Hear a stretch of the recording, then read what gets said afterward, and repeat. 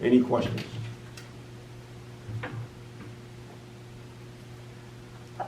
I confess that I'm not up on the steps that have to be taken for someone who has been incarcerated to get the right to vote. Is it an automatic, or is there some kind of application process, or something that just has to be done, sort of like more paperwork for the person? I worked in the other prison. words. I worked in the prison system for over 20 years as a chaplain, and I do know.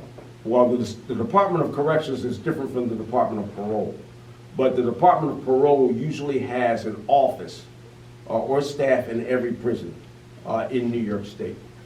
That's the way they do business. And I do know that the parolee sits down with the parole officer, and the parole officer gives him or her instructions concerning what to do. Now, oftentimes, it's automatically conveyed to the governor, who signs off on it, about whether or not the parolee can vote. And usually parolees can vote if they come back in and stay within 30 days, excuse me. They can do so.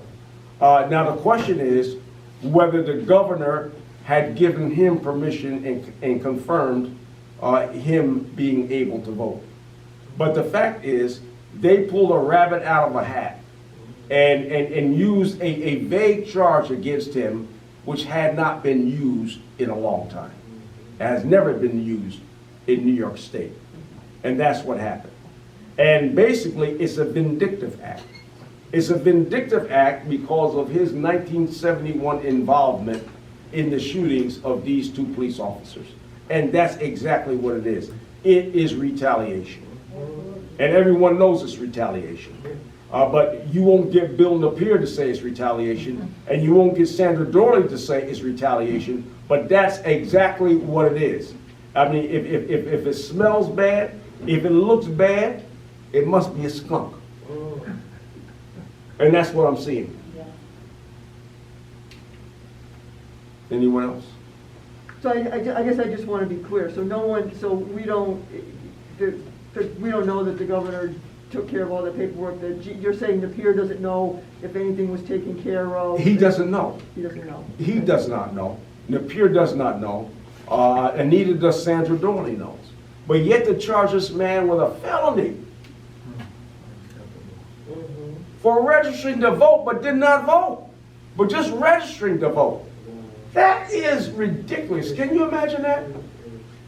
And so many parolees are disenfranchised anyway and not able to vote until a certain period of time. This is what I'm trying to wrap my head around and what the community really needs to deal with. Listen, these people, Napier, Sandra Dorley, and others of their ilk, and notice I said ilk, they are attempting to have their way in the community because of a lot of things that are going on. They want to really deal with this whole law and order situation.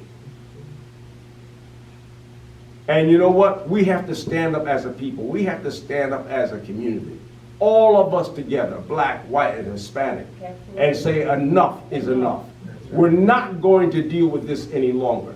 And we're going to show you by what? Organizing people to vote and voting for the candidates that we want in office.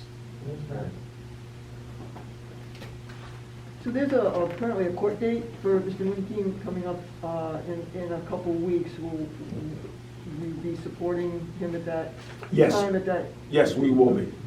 Yes, we will be. Letitia, do you have anything to add? I just briefly wanted to touch on this situation with respect to voting and felons in particular, because it's incredibly confusing for people, and I think that that's one of the most important things to consider today, is that if it's confusing to attorneys and to governors and to other people whether or not felons can vote, then it's confusing to pretty much everyone. So you have to realize that typically felons that are on parole aren't allowed to vote. However, the governor has recently been pardoning felons that are released to parole, allowing them in those instances to vote. What that means is that some felons think, I do have a right to vote, and other felons think, I don't have a right to vote, and it's unclear as to whether or not there's actually the right, because the governor is not pardoning everyone. So some felons on parole can't vote, and some can. And that's confusing. How do they know the difference? It depends on whether or not they've been granted this Right. pardon and whether or not they've gotten the paperwork before they go to register. And if a person is just trying to be a part of a system in which they pay taxes and are a contributing member, it's odd to think that they would get prosecuted for something that's confusing to a lot of people. So I want to clarify for the record, for people who are confused about it, being a felon does not mean that you can't vote. If you're a felon and you're not on parole, then you definitely can vote. You just need to register to vote after you've been convicted of a felony. If you are a felon and you are on parole, since this is something that's being prosecuted now, please check with your parole officer before you try to register to vote, because they don't want you to end up in a bad situation because you're trying to be a contributing member of society, which is what we expect after your incarceration. That's all. Thank you, Evan. Thank you, thank you. So, And, Reverend, so this guy got arrested for trying to vote. For registering. For registering to vote.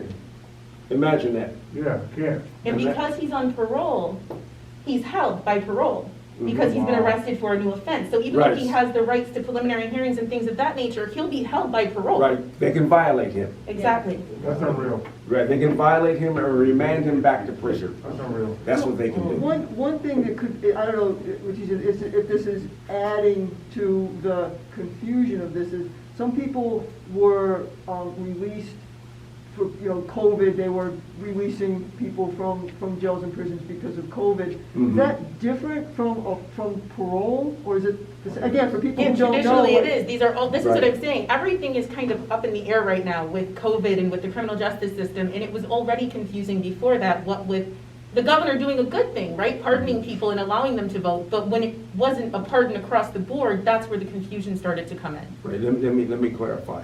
People that were released from prison due to the COVID virus, if they still had time to do, they would get a parole release. All right, but they would still be released from prison, although on parole. Do you think this was motivated due to the election? I think it's motivated due to a lot of things.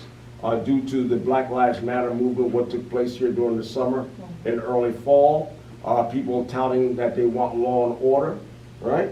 And also then you have this black man registering to vote. So there's definitely a tie-in, especially when you talk about Bill Napier and Sandra Dooley. What's his status right now? I might have missed that part. He's out right now? No, he's in custody. He's in custody right now. Okay. Yes. Thank you, everybody. Is I he in appreciate custody? you. You said he's recovering from COVID, so is he in some sort of, like a home? I could not tell you. I don't know. I believe he's in jail. He might be in quarantine, but I don't believe that he's at home. I believe he's in custody again. I believe there was a warrant issued on October Right. 30th, and he was incarcerated again Right. for a parole violation. Right. Right. And when was his court date one more time? I don't know when the court date is. It's going to be in a couple of weeks, though. Okay. Yes. And we will be there supporting it. That's the only humane thing and righteous thing to do. But we are not going to forget what Sandra Dooley has done in this case. And we're not going to forget what Bill Napier has done in this case. Thank you, everybody. Take care.